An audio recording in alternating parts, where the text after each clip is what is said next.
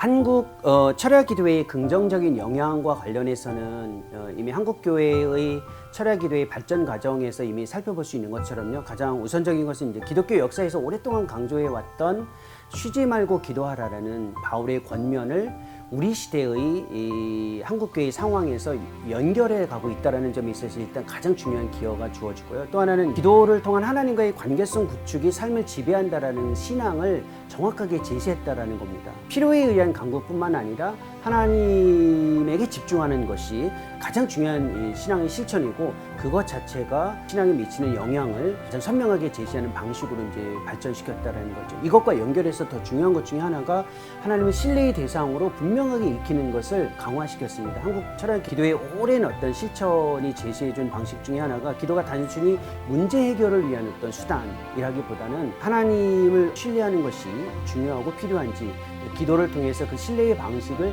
일종의 몸으로 체화시키는, 익히는 방식으로 발전시켰다는 것이. 그래서 한국교회 교인들을 보면 단순히 필요라든지 아니면 어떤 문제에만 집중하는 것이 아니라 기도 자체가 하나님과의 관계성 구축과 하나님을 신뢰하는 방식으로 발전시켰다는 점에서 중요한 기여점입니다. 또 하나는 이제 기도의 내용과 관련되어져 있는 것과 연결되어져 있는 기여인데요.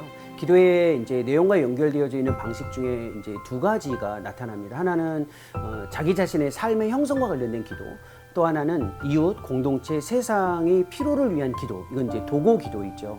기도를 짧은 시간 하다 보면 자기 자신의 필요의 기도에 집중하고 신앙 형성에는 어느 정도 집중할 수 있는데, 이거는 반드시 자기와 직접 관련이 없는 대상을 위한 도고 기도까지 연결되어져야만 합니다. 근데 오랜 시간 동안 기도를 하면서 한국교회는 철야 기도의 대여섯 시간 이상씩 기도의 발전 과정을 통해서 개인의 어떤 신앙 형성뿐만 아니라 세상을 위한 도구 기도도 굉장히 중요한 기도의 방식으로 발전시켰던 거죠. 이거는 교회의 철야 기도의 필요성과 맞물려 있는 내용이기도 합니다. 마지막으로 이제 세상과 선교에서 하나님의 일하심에 대한 적극적인 참여 방식으로 한국 철야 기도회가 미친 큰 기여를 찾아볼 수 있습니다. 하나님께서 개인의 삶뿐만 아니라 이미 세상에서 그 선교지에서 열심히 사역하고 계시는데, 그 일하심을 선명하게 들여다보고 그 안에서 동참할 수 있는 과정 그리고 방식, 성도들이 적극적으로 참여할 수 있는 기회를 열어놓았고 제공해 주었거든요. 그런 점에서 이 한국 철야 기도회는 단순히 어떤 역사적인 연계성뿐만 아니라 신앙 형성,